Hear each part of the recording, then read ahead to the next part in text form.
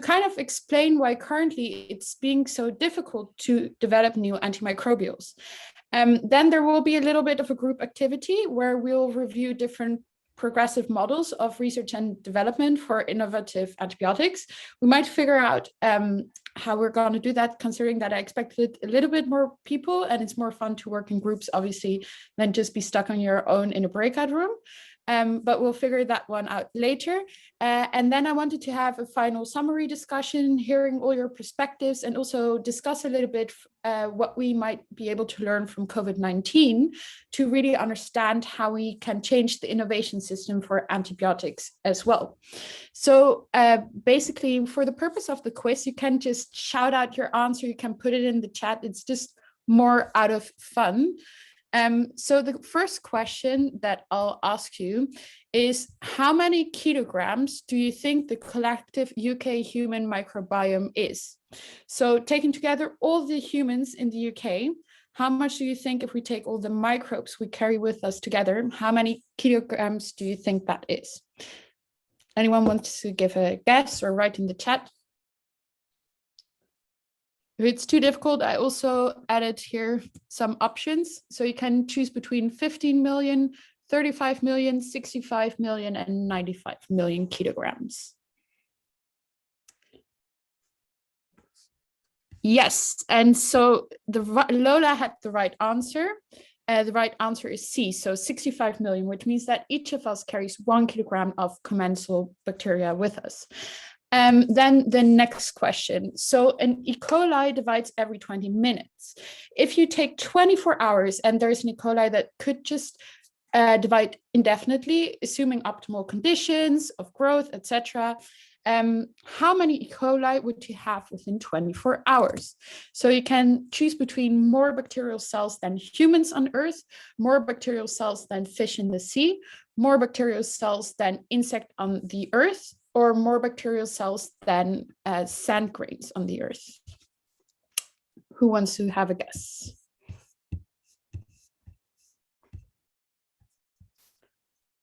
So someone said A, another person said A, someone said D.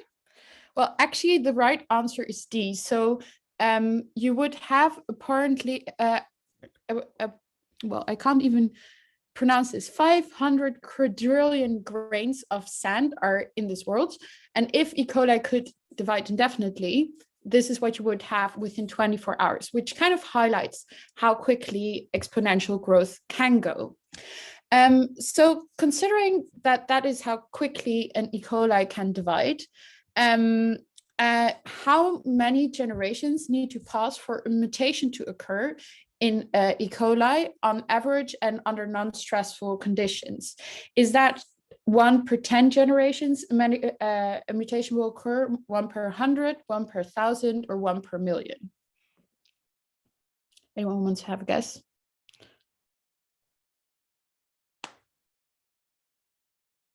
Someone says B. Any other guesses? A. So actually, it's a little bit less even. So it's 1 in 1,000 generations. But considering that E. coli divides quite fast, that means that resistant mutations can occur by chance relatively fast. So before the introduction of antibiotics, can you guess what percentage of deaths in the UK was attributable to infectious diseases? Is it less than 10%? Is it 15%? Is it 25%? Or is it 40%?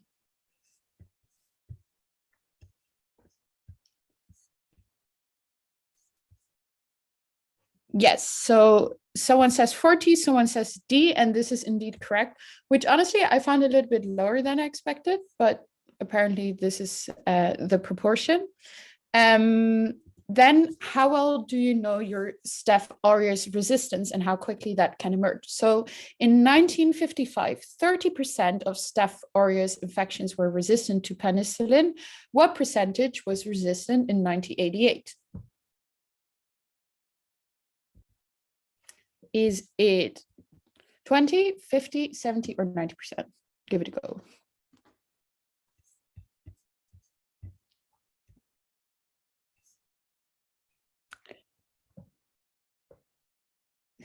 Well, actually, you all underestimated the resistance here. So within approximately 30 years, 90% was resistant to penicillin, and now it's even a little bit higher, which shows how quickly resistance can emerge after a new antibiotic enters the market. So one of the reasons this happens is because a large percentage of people thinks that antibiotics can be used to treat a flu or a cold. What percentage do you think thinks that? Is it 20%, 40%, 60%, or 80% of Europeans? Someone says D, someone says D, someone says, oh, there's lots of D and C. Actually, it's only 40%, which I still thought is quite a lot. But actually, yeah, there's a lot of people that would take antibiotics, even if they're just having a flu or a cold. Which is, of course, not that great of an idea, because approximately 50% of the times we take antibiotics, it's actually not necessary. So we could cut down a lot in this overuse. So I have two final questions to kind of show you the burden of death and the economic cost attributable to AMR. So for all of you who have probably read the Jim O'Neill report before, how many annual deaths are predicted to be attributed to AMR by the year 2050? Is it 1, 2, 5, or 10 million? Someone says C, someone says 10 million. D, yes, people remembered it correctly. It's going to be 10 million people. And between now and 2050, what will the economic cost of AMR through lost global production be? Has been estimated will be $100,000, $100 million, $100 billion, or $100 trillion. So lots of people going for the $100 billion, but that's even too optimistic. It's actually going to be $100 trillion. So these were just some like starting up questions to kind of highlight some of the issues at stake here.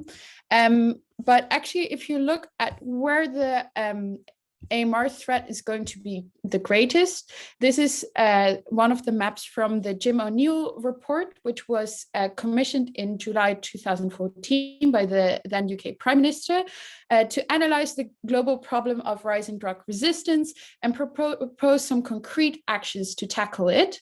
So they projected that by the year 2050, 10 million deaths will be due to resistant infections, which will be more than cancer.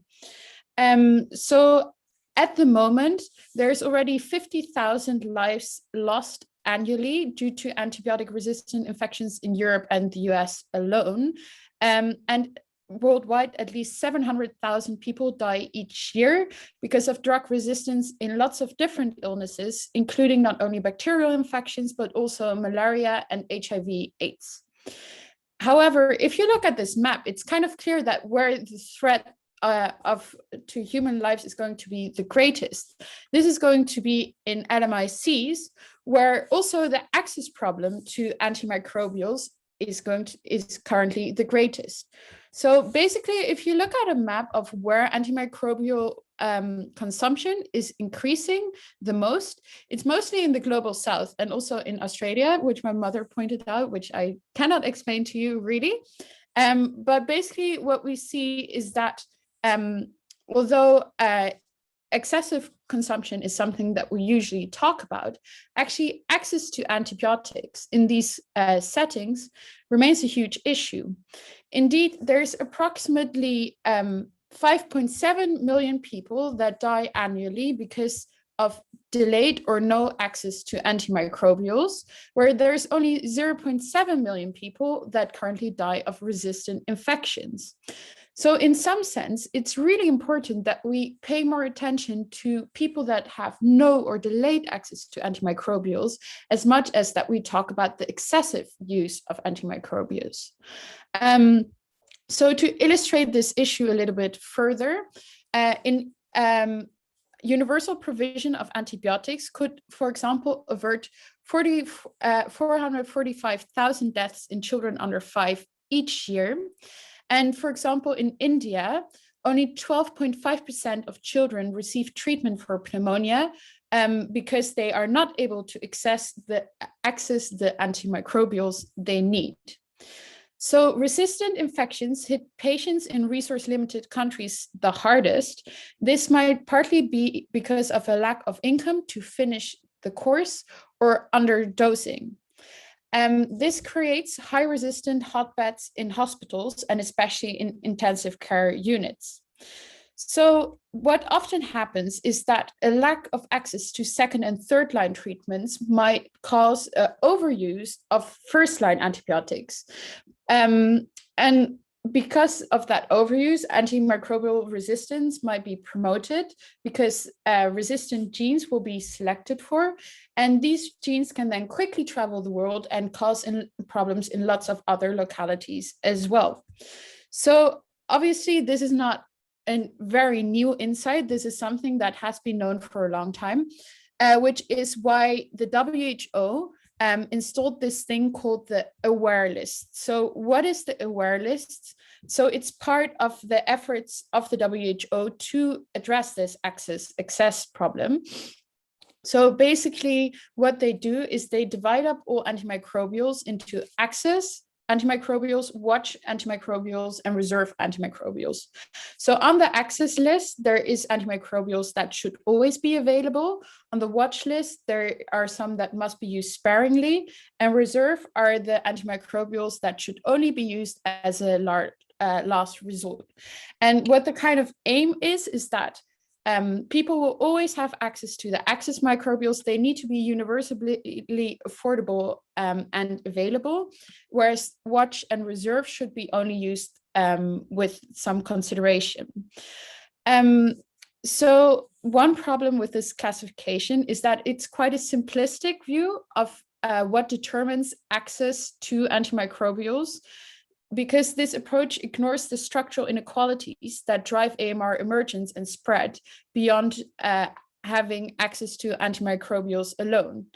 Furthermore, attention needs to be paid that it's not just the physical presence or absence of medicines, but also systematic issues that underlie access. So access barriers could be due to therapeutic reasons, so scientific or therapeutic bottlenecks in bringing new antibiotics to the market, as we'll describe later.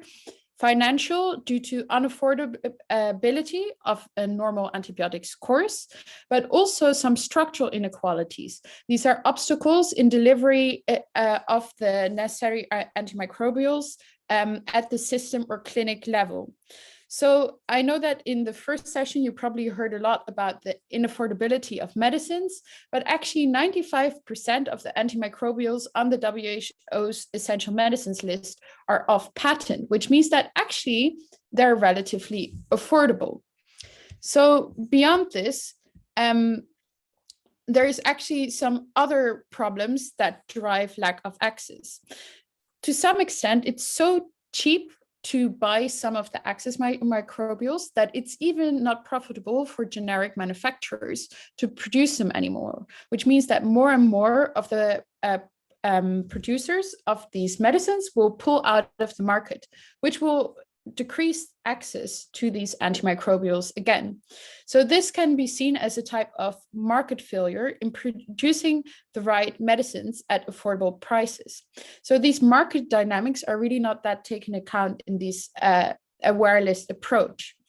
As a result of access antimicrobials then not being very widely available, there can actually be an excessive use of watch and restricted antibiotics, but problems with accessing access antibiotics. But beyond that, there are several dimensions of access that we should think about. So first of all is lack of access to diagnostic tools to be able to discern if something is a bacteria or a virus, and whether it's going to be susceptible to the antibiotics prescribed. So I guess most of you are familiar with the evolutionary dynamics of microbes, in the sense of a mutation might occur by accident, but by creating the conditions that select for certain mutations, this is how we create the emergence of antimicrobial resistance. So this is why they always say antibiotics should be prescribed prudently and only when necessary for the right infections, because it might also lead to antimicrobial resistant genes in commensal bacteria that can be spread to other bacteria, including pathogenic bacteria. So one really important thing to think about is also ensuring access to diagnostic tools. Next up, it is also really important to think about access to healthcare. So in cases where there is not appropriate access to healthcare, people might go to a pharmacy directly or buy microbials freely on the market. And this might lead to antimicrobial use in cases where it's not clinically necessary, and the use of unprescribed antimicrobials over the counter. And yeah, that's just gonna mean that people are self-medicating in cases where it's not actually necessary. Whereas at the same time, lack of access to appropriate wash infrastructure in healthcare settings as well as in the community might kind of create the right conditions for the spread of AMR between people, but also with animals and the environment.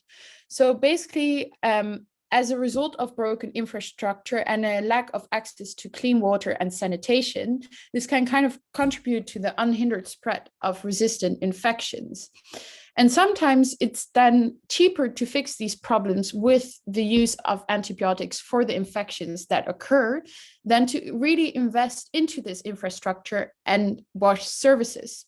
What this reveals is a systematic neglect for the funding of this basic infrastructure and a prioritization of vertical health interventions in limited government budgets, but also by outside charities and global health funders, which will kind of ignore this more structural infrastructural problem, really, of having the right wash services in place. So less than 2/3 of hospitals that provide surgical care in 19 LMICs that were tested have reliable water sources, which obviously will very much promote the spread of AMR infections, but just also infections in general that then have to be treated with antibiotics. So basically, what I really want to share with you in terms of thinking differently about AMR is that we also really need to think about the access side. So access to affordable health technologies, access to healthcare, and access to appropriate wash infrastructure.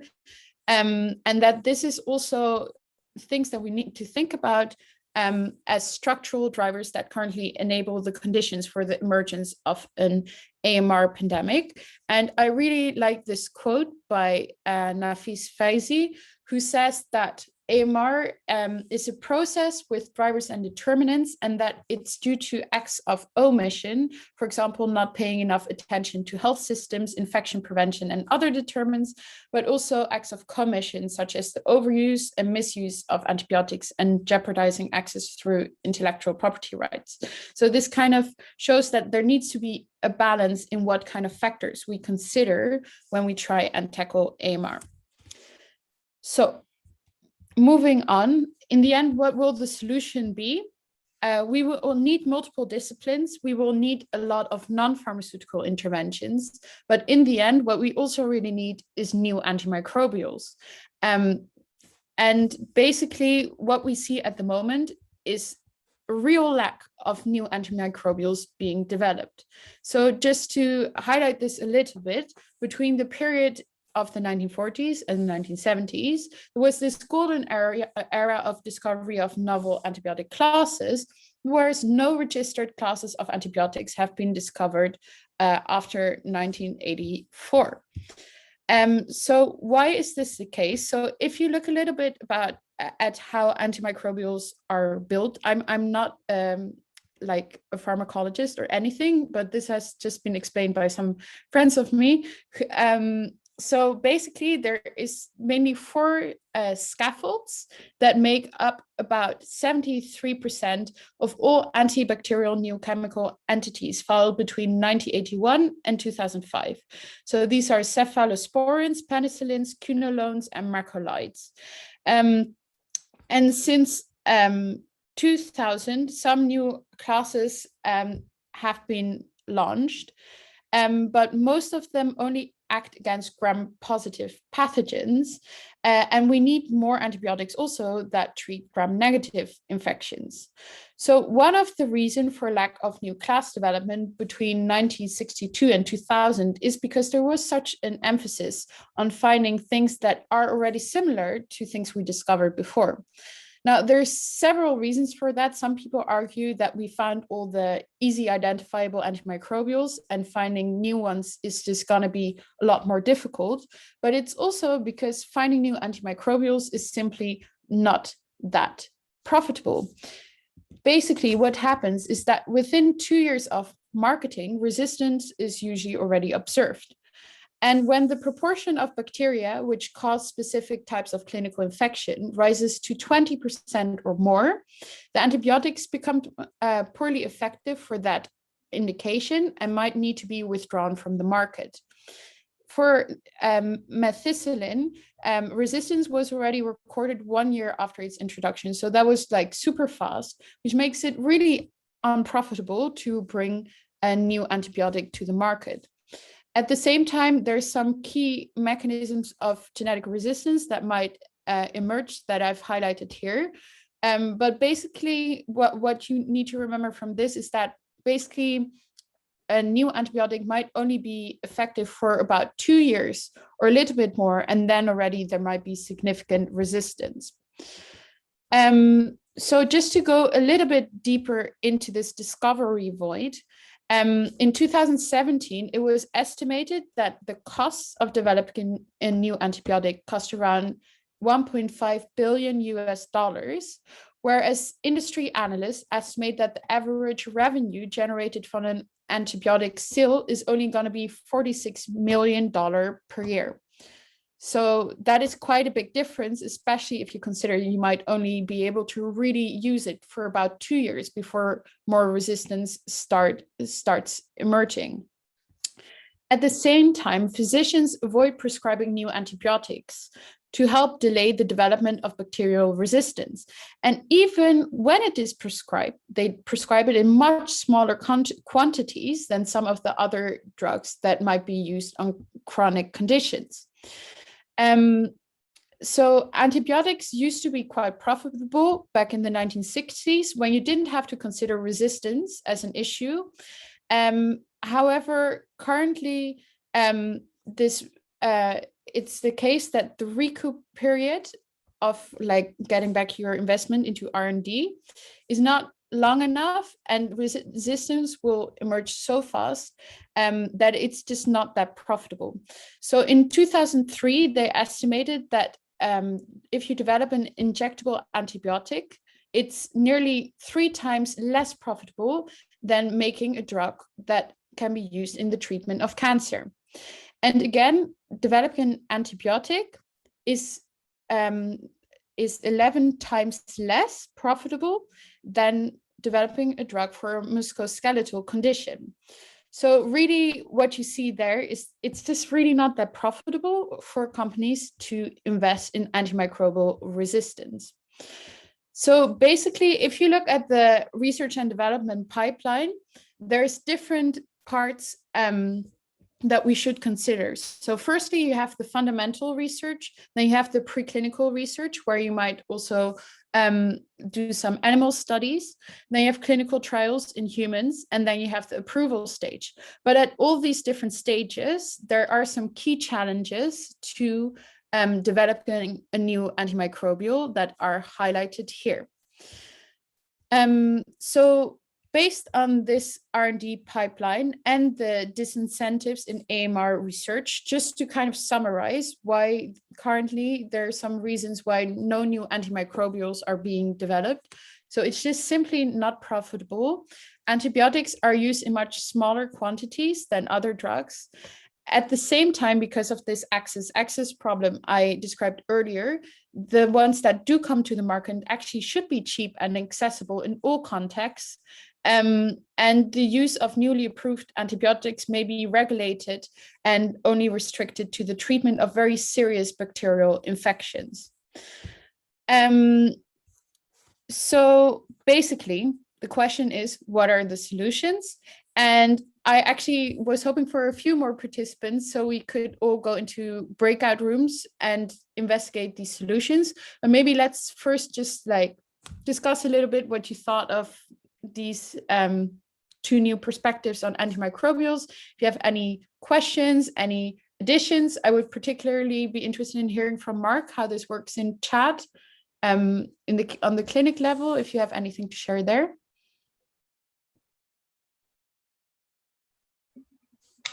Yeah, my experience is in Francophone Africa. So I spent 10 years in Guinea and now spent 10 years in Chad, working in hospital settings. It's interesting. The problem of antimicrobial resistance is little studied in Africa. And yet it's suggested that there will be a massive problem with antimicrobial resistance. We don't have the figures as to how many antibiotics are used, but from my personal experience, even in the middle of the Sahara Desert, I can have access to all the antibiotics which I could need.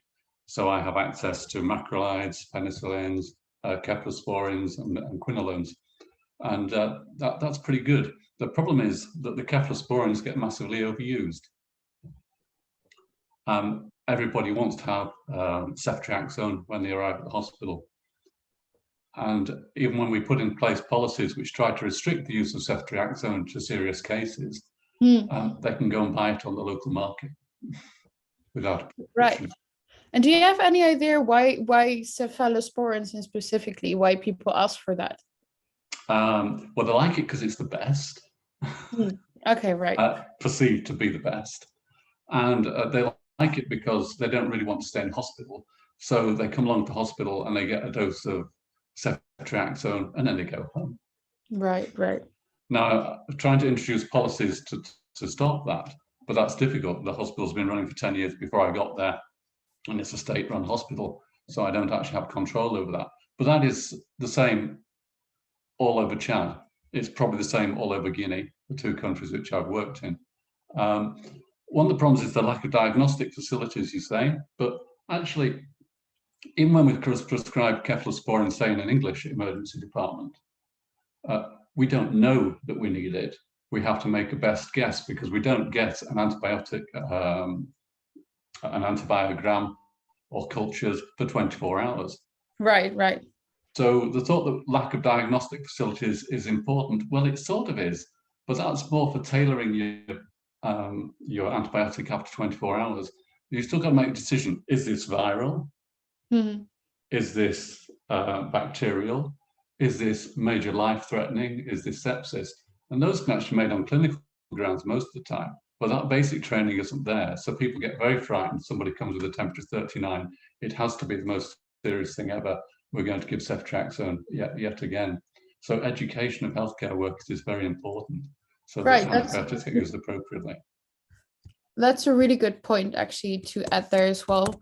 And I think one thing I haven't really highlighted within this presentation is that actually it's not only the lack of diagnostics, but also inventing new diagnostics that might be quicker, right, than those 24 hours would be pretty good. Yeah, or simply following the protocols that are already established by people like MSF, which guide you. So you treat people syndromically, and you actually believe in clinically examining people and making decisions based on that. Yeah. Right. Thanks so much for sharing that. Is there anyone else who wants to share some of their thoughts?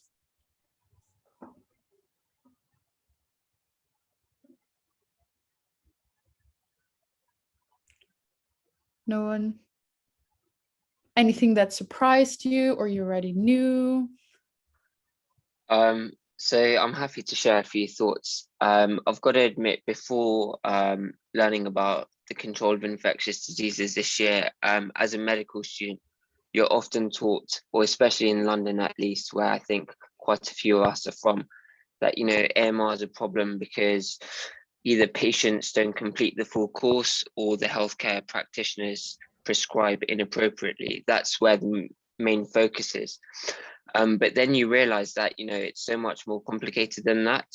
For example, like you mentioned, if there's inadequate wash infrastructure where healthcare practitioners can't wash their hands with, you know, soap and water, that's going to give rise to infections which ultimately will be needed to be treated with antibiotics. And so in that particular situation, like you mentioned, the focus isn't really on the antibiotics themselves, but it's what's the root cause that's leading to them being used. And could that be prevented? And the answer is, of course, it can. Right? You just need adequate water supply, and soap, and it's often so much forgotten about. So I was really glad that you mentioned that, because for me, when I found that out, I was like, wow, I didn't even consider that. But it's so important. And that's just one example, right? There's so many other underlying factors that can be addressed, which could, I wouldn't say just get rid of the problem of AMR, but at least slow down the slow growing pandemic. Right.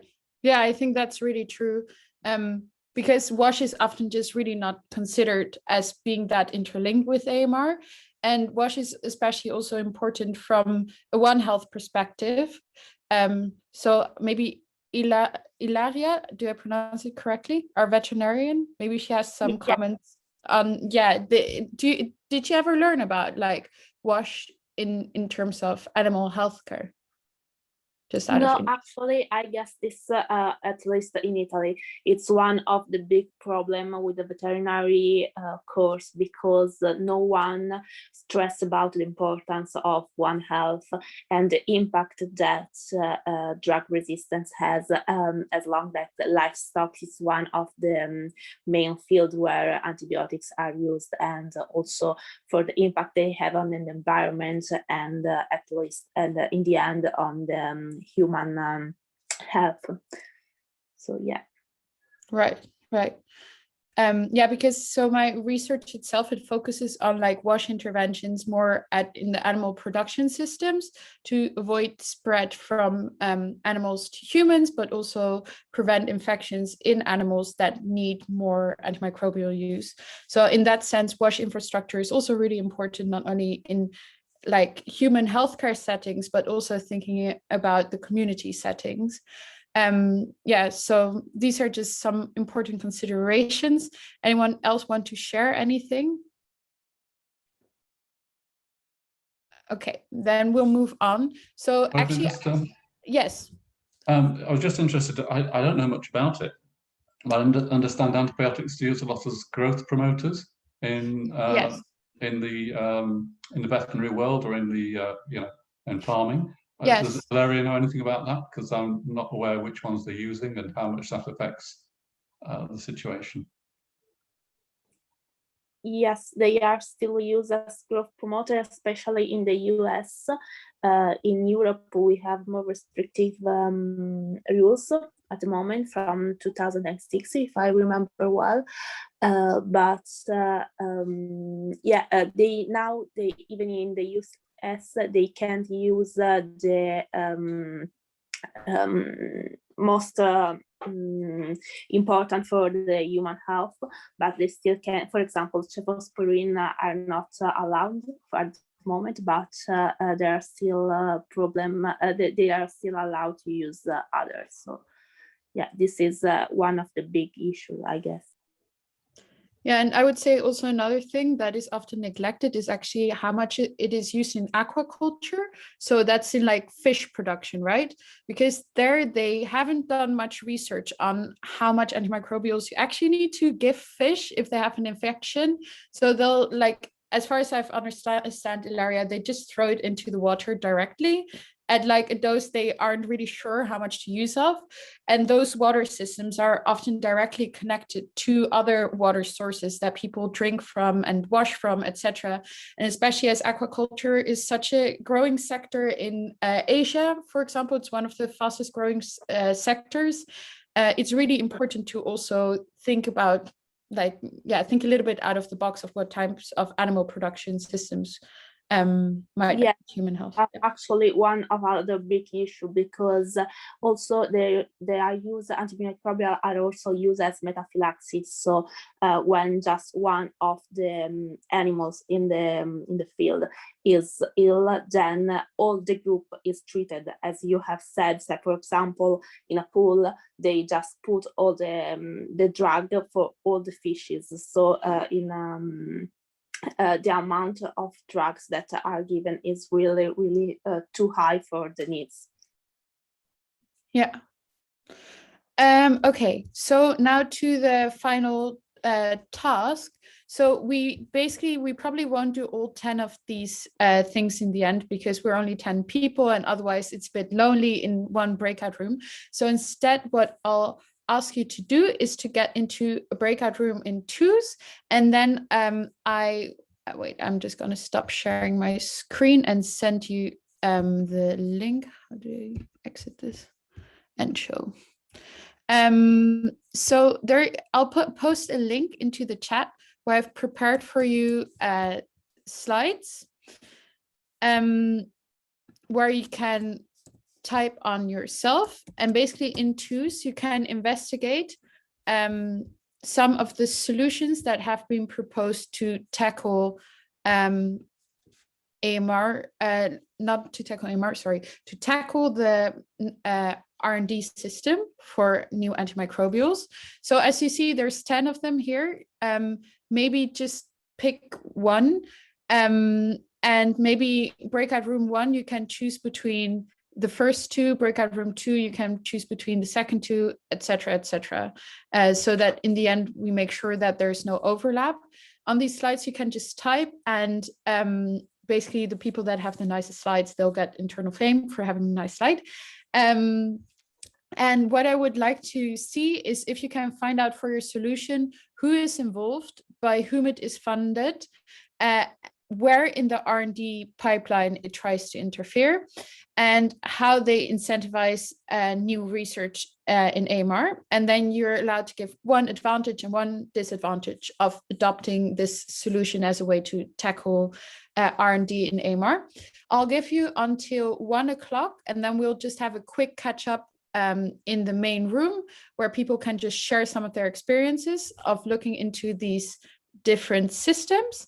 And then we can just wrap it up. So we're done on time for 1:15, because I believe you have a, oh, sorry, 12:15. Sorry, I'm in a different time zone. I'm in Amsterdam. I should have clarified that. So at your 12, right? And then 12:15 is your break, right? Okay, so you're 12. I'll take you out of the breakout rooms again. And meanwhile, with your partner, you can pick one of these and do those 5 questions. I'm now going to make breakout rooms. Let's see if this works. I'm going to make 5 breakout rooms, and I hope this works. Bye. Yes, open all rooms. Is it working?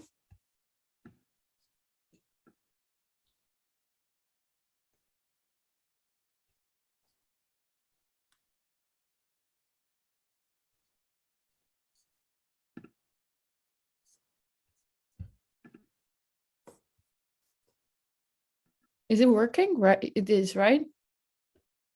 Yeah, everyone's going to the breakout room. Right, great. I think Lola's except for Lola. Okay, no, Lola is there as well. So what do we do now? So we go around breakout rooms or something? You can pop into different breakout rooms as you go, just to see how things are going, how people are progressing. Right. Yeah. Do you think it was a bit clear what I wanted people to do? I was just trying to improvise because I wanted people to do something else, and then it was, oh. No, it's super clear. And I love how you did the slides as well, kind of like you have all the information there, because I think often when lecturers, at least I've experienced this, I'm sure they have as well, they'll tell you what to do, and then you move to a breakout room and there's no information and you're kind of like, oh, what were we supposed to do? So I think it's super clear. Okay, that's good. Okay, I don't want people to be in an awkward breakout room and be like, oh my god, what is happening? But also, do you think my story was too simplistic? I felt it was a bit simplistic. But... No, I don't think so. I mean, beyond obviously Mark has incredible experience. I think any level you pitch it at, he's going to know a lot. But I think everyone else, like I know Ahil personally, the one doing a master's, and he, as he said, it's very fresh for medical students. So I think a lot of us don't really have a good idea. Yeah. So I think it was at a good level. Okay, cool. Okay, I'm gonna move into breakout rooms and see if I get out again. Perfect. I'll stay in the main room in case anyone accident or something. Oh shit. I accidentally moved someone to to another breakout room. Oh, that's How do okay. I wait? If you visit room 2 and then ask, oh, they're back. Sorry, no, you know what I did? I accidentally, like, instead of join, I said move to. Okay, I'm gonna join. Okay. Bye.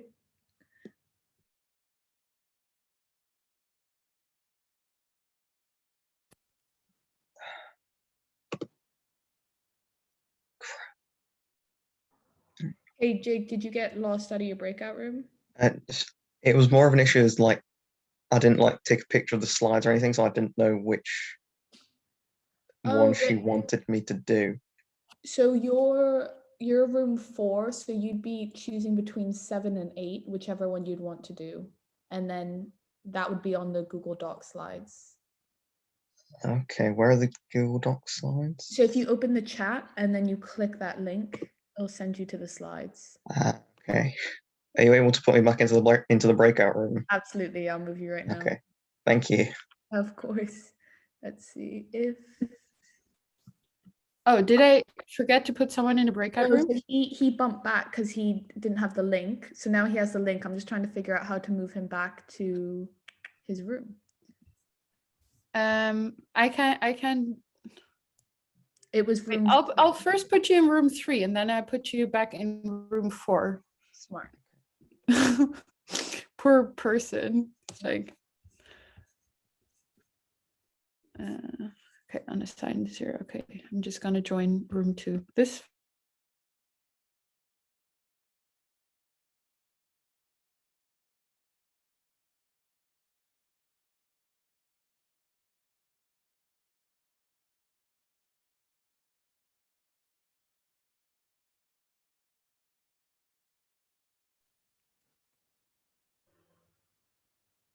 Jake, are you all good then? I don't know. I joined room 3 and then it's put me back here. Oh no. Oh, Sarai's back. So he's been popped out from the room for some reason. Oh no. Okay, wait.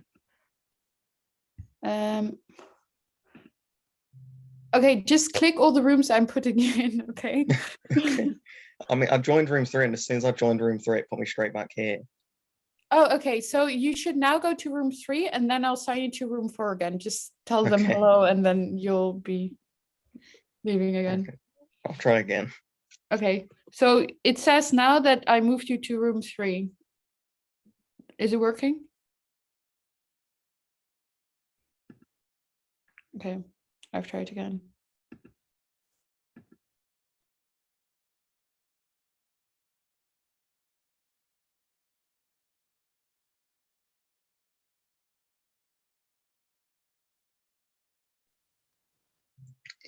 It keeps doing it. I don't know what to do. I joined room 3 and it just kicks me straight back out to here. Oh God, I'm so sorry about that. Let me double check. Do you want to try exiting the Zoom, rejoining this link, and then we can try and reassign you? I'm sorry about this. Try. It's fine.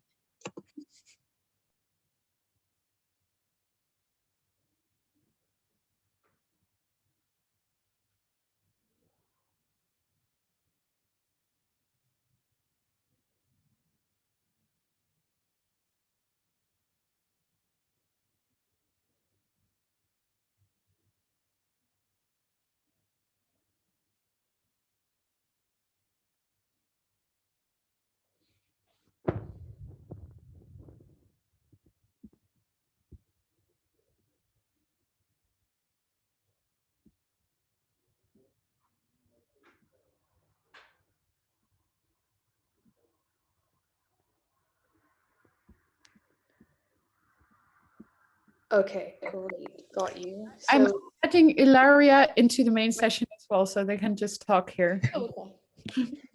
Sorry, breakout rooms are just complicated. Okay, yeah. Yeah. Mm.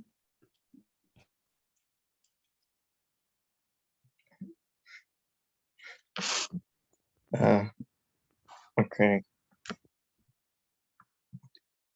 So we're 7 and 8, which is ND4BB or AMR accelerator. Okay. You say we just pick one? I think we just pick one and then we look into that. MR accelerator. Sure. Okay. Who wants to make the PowerPoint? I'm not able because I'm from the my iPhone now, but Okay. I was saying to that maybe we can just talk about it and then because we have just 5 minutes, I guess, left, so maybe it's I guess there is that.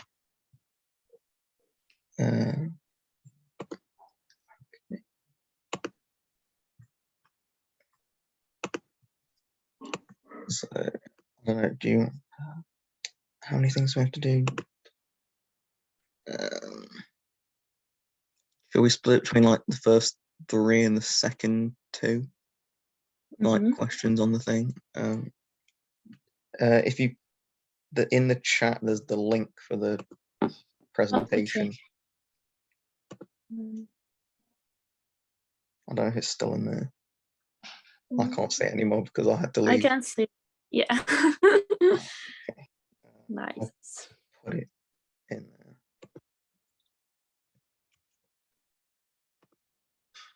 I'm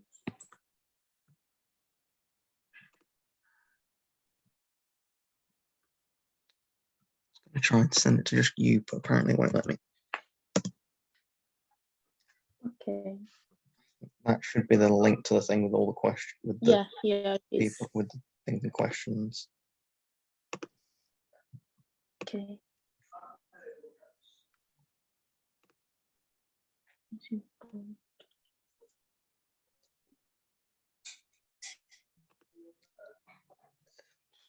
Which ones do you want to do? Sorry? In terms of like the questions, what we need to find out, which ones?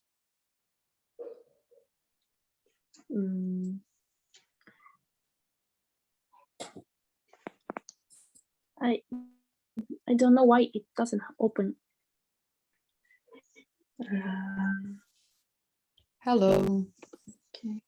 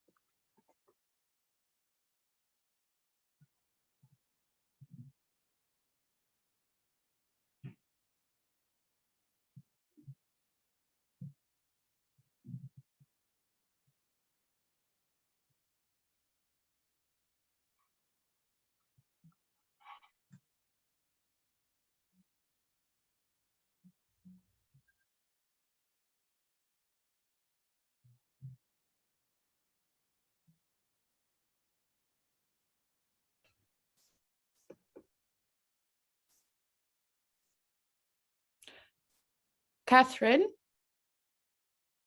are you still there? Yeah, I think I'm gonna close the breakout rooms just so we're in time for lunch. But I'm not sure if everyone's done yet, but I guess that's just how it is. Just discuss, yeah. Yeah. Oh, now they'll close in 60 seconds. Oh, that sucks. Should have clicked that before. I think you can pull them back. People can come back in that 60 seconds. Oh, right. Okay. Let me then just get to the right slides and see if what people have done. I can share my slides, right? I'll do that in a second.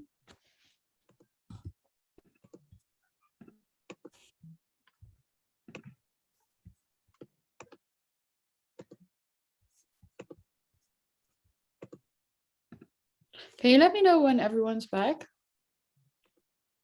Will do, yeah. So far we've got 4 have come back. Right.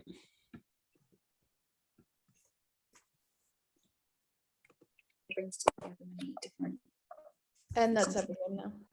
Okay. Hi, everyone again. I know that was really quite short. I also anticipated 4 people per group so that the 5 questions would be covered by 1 person each.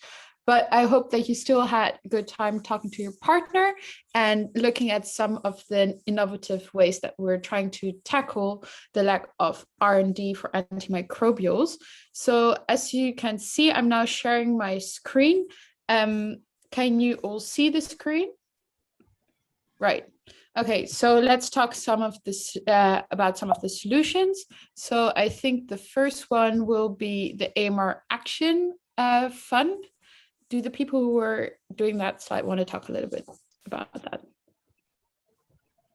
I can speak. I was working with Aisha, and we were saying that the AMR Action Fund is it's bringing together leading pharmaceutical companies to support supported by an international federation.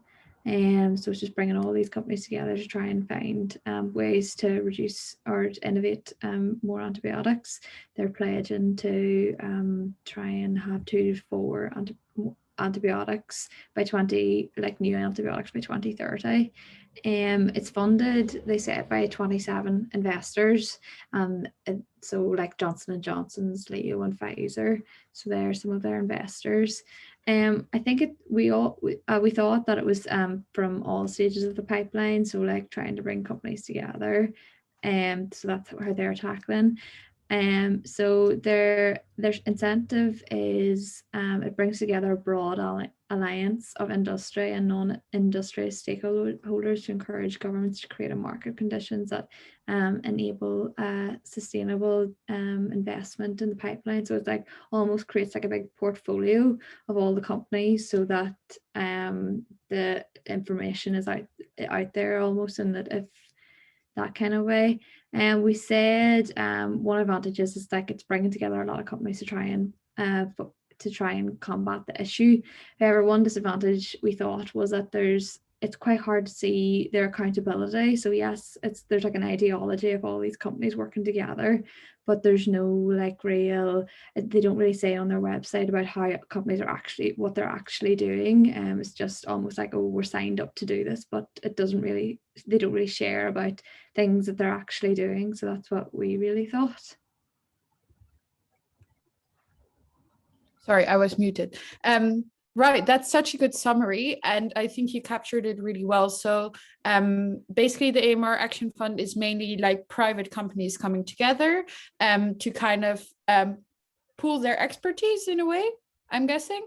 But it's a little bit untransparent what their actual goals are, and maybe also how they envision like access to the final products.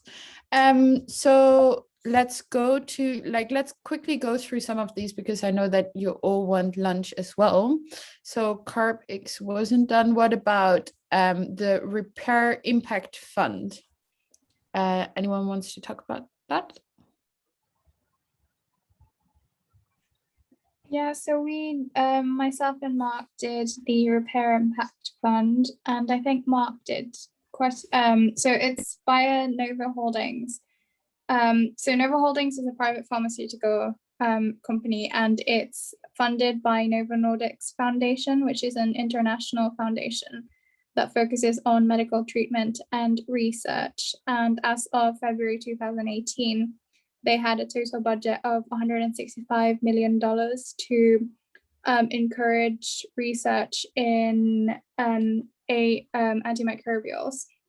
So the idea is that because there's difficulty in early stage funding from lead optimization up to phase 1 data, because of the lack of clinical evidence, making the capital difficult, they are providing that funding gap and scientific expertise, so that they'll provide a budget of $165 and support the best projects.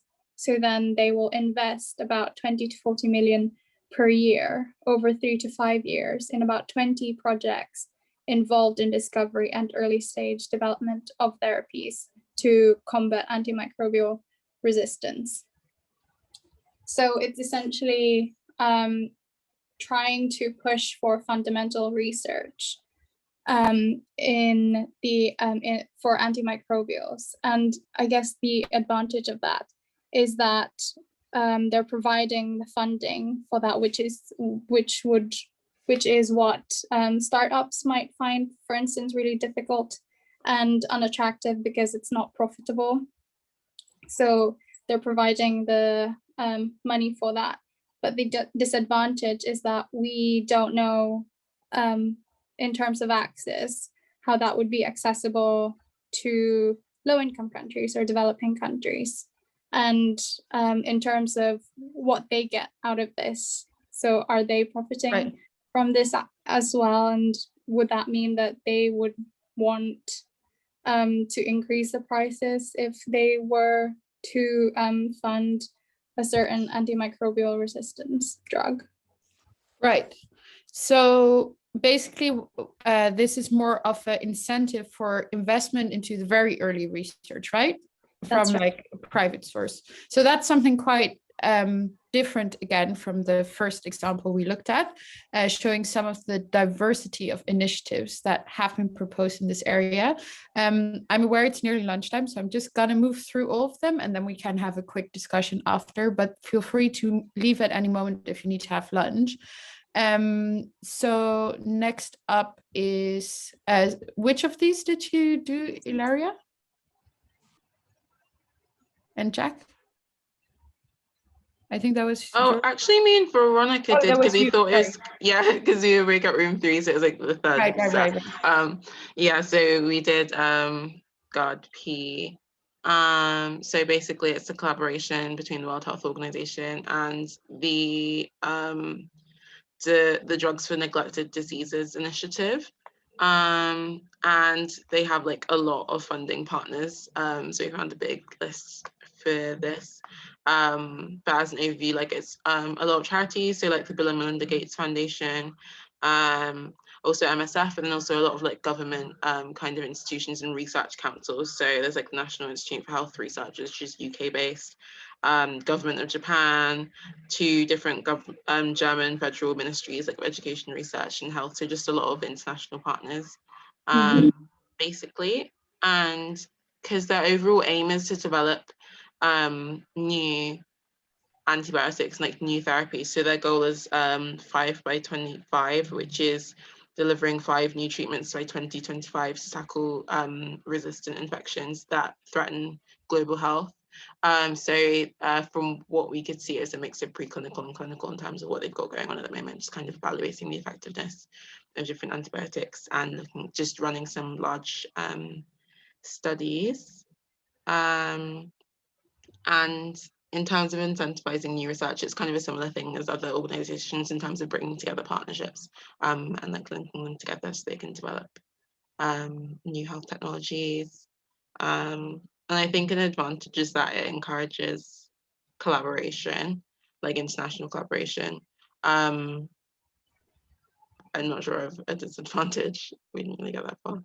Okay, that doesn't matter. This is a great introduction. And in contrast to the first 2 we looked at, this is very much publicly funded, right? And a lot of public partners in terms of like charitable or governmental funders, which is, of course, interesting in how the composition is, what that might mean for access later. Let's move on to which of these 2 did the next group do? Maybe they've left. I think it was Jake and Ilaria. Okay, maybe they've gone to lunch. Then we'll move on to the final group. So what was the final one? Was it the Revamp Act, right? Yeah, that was us. Cool. tell us about this. I give a quick summary. So the Revamp Act, we found, is a legislation, so a bill that's been passed in the US by the government, and it involves the US and drug companies. And basically what it is they have committed to awarding an extra year of exclusive licenses to any drug company that discovers a new antimicrobial drug. So we said it's effectively funded by the US, though that's less applicable here. It also covers like the whole length of the R&D process. It's trying to incentivize companies to take part in the whole research process.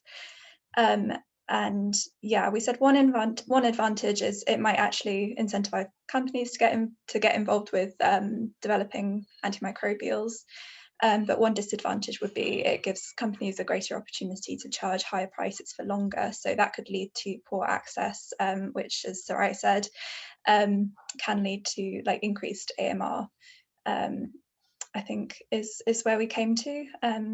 Ahel, you can add anything that I've missed there. You've covered the important bits, yeah. Cool. So basically, just to conclude and also to share some insights in how the way that COVID R&D has been happening might incentivize also new research in antimicrobials. I think you did a really great job in the breakout rooms, and we covered like 4 quite different initiatives. The first one being kind of a union of different private companies that try and make commitments, but there is some transparency issues there. Then we had an impact fund that very much focused on the early innovation and providing funding for that. Then we had an initiative that was much more based on public institutions like the WHO, but also charities like DNDi or the Bill and Melinda Gates Foundation, whereas the final solution that we saw was much more one that was related to legislation and thinking more in terms of intellectual property rights, if this is something with which you can incentivize research further. However, if we look at other lessons we might draw for AMR, and not only about R&D, but also about other things. So first of all, what we see in the COVID-19 pandemic is that countries with a high antimicrobial resistance burden have been struggling with treating co-infections because of the super infections that often come on top of a SARS-CoV-2 infection that are bacterial. So this is just something to consider, that maybe the pandemic of AMR is already kind of happening and hindering our ability to react to other pandemics in a way. At the same time, what we see is that R&D mission setting and public funding was very, very fundamental in getting these new COVID-19 vaccines very rapidly to the market. And this could also be a solution within incentivizing new antimicrobials, that maybe there's more place for government and WHO for mission setting and a lot of public funding.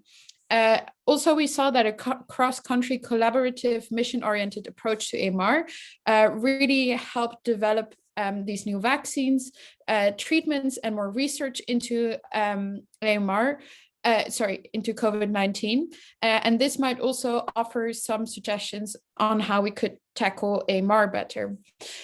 So another interesting emergence for COVID-19 is this thing called the COVID-19 Access Pool, where people can share and pool their intellectual property rights, which was really useful in creating enhanced access for COVID-19 health technologies. In theory, no one has put anything in it, but it has been used for TB and HIV. So the question is, can we create an equivalent for novel antimicrobials to ensure that patent barriers will not be an issue in having access to new antimicrobials, which is kind of the opposite of the Revamp Act in a way. So it might be interesting to really explore that further in how far intellectual property rights are the best way to incentivize AMR research, or if we should really provide more of the public funding much earlier on in the research to make sure that the R&D costs aren't that great. So one last thing I wanted to share that I read something that I thought was quite interesting is that because of the hygiene behaviors that have come about because of COVID-19, such as people washing their hands much better, this might have potentially reduced the spread of antimicrobial resistance during the pandemic, although we've started using more antimicrobials. So basically, this also really highlights it's not just about the antimicrobials. Yes, we need new antimicrobials, but just really do remember the access issues, especially about the wash infrastructure, if you think about antimicrobial resistance. Yeah, and that was kind of what I wanted to share with you today. Oh, there's someone in the waiting room. I don't know why they're joining at this stage, but hi. So I just wanted to say, if you have any further questions, I'll leave the breakout room open. We can just have a bit of a discussion. If you want to go for lunch, please go for lunch. If you have any other questions that you want to email to me, please email me. Yeah, and I hope you enjoyed this session, even though it was a little bit different than planned. Thank you very much. Thanks for organising. Yeah, it's really interesting. Yeah, thanks for Catherine for organising the. Okay, well, have a nice lunch then, everyone. Thank you. Bye. Bye. Thank you. Bye.